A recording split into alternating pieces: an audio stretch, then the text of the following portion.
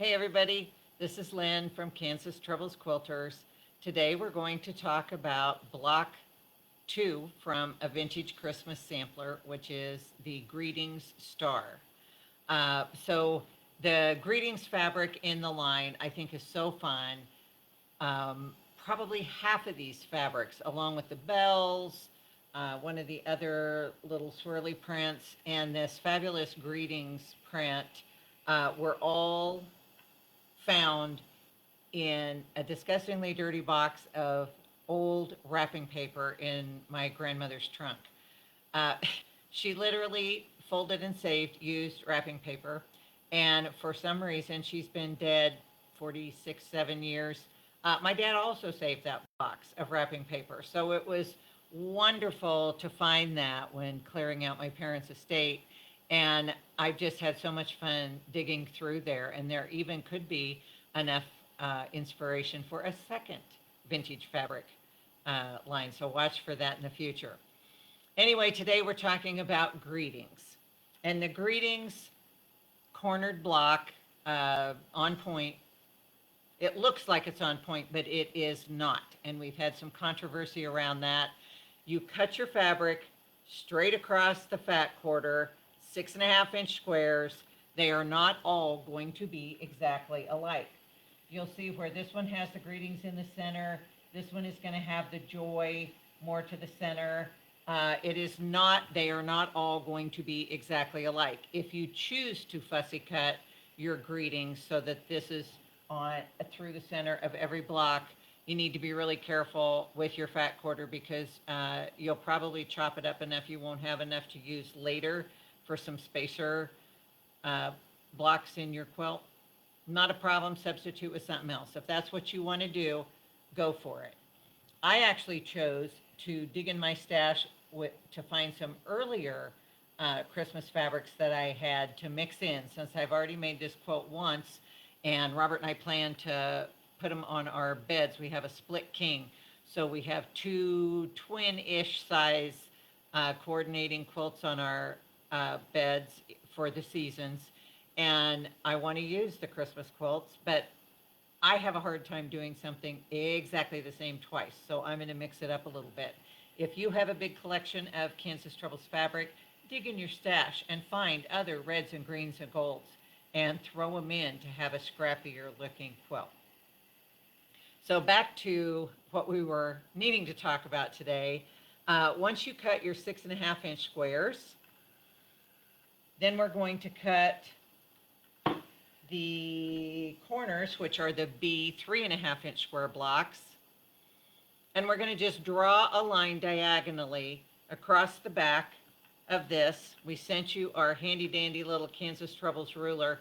And I love that it has kind of this textured edge so that it sticks and holds on your fabric pretty well.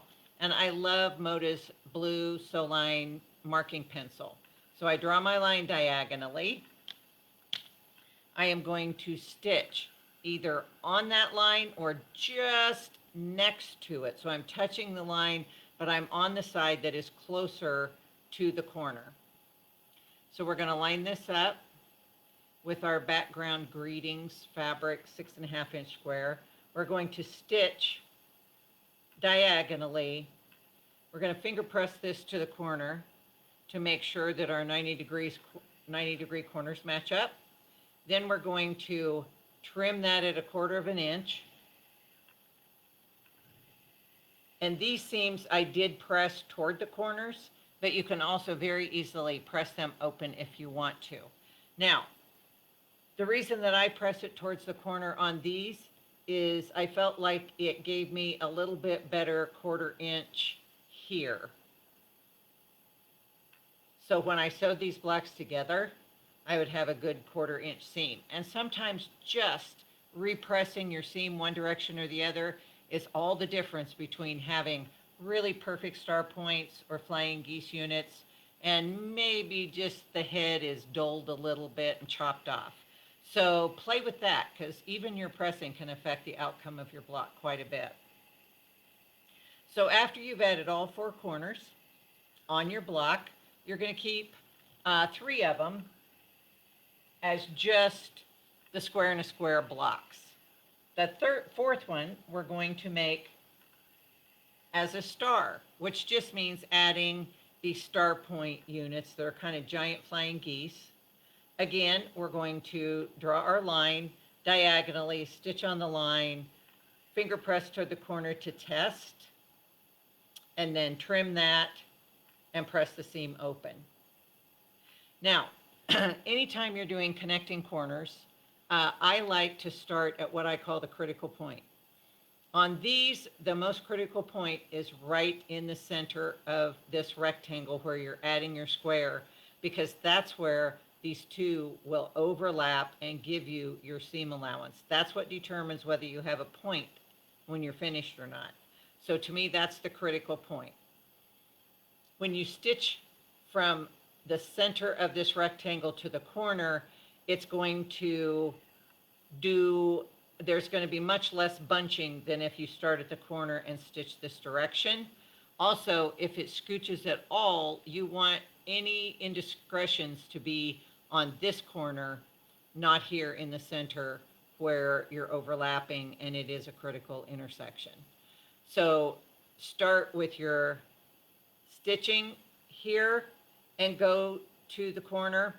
Also, when you're pressing this open, I also start here. This is more stable here than on this corner. I have found if I start pressing my seams open on a corner, sometimes it will stretch this corner a little bit, and then you're not going to have a perfect rectangle. Now, of course, always spraying your fabric with the magic, with the Terrio Magic, stabilizes it more, and you're going to get less of that stretching. But believe me, I have found a way to stretch it in the past. So it's always a good idea to use all the tricks in your tool belt to try to get your blocks to come out perfect.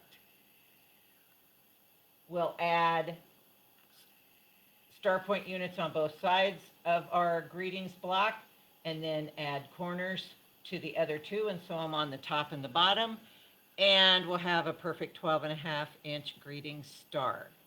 So there you go for block 2. Greetings. One of the things I do like is our Kansas Troubles clapper. That really helps when you're trying to set these seams. You press it with a hot iron, and while it's still on your ironing board or your wool mat, when you put the clapper on it, for some reason that wood just magically flattens it down totally flat. It opens my seams so beautifully.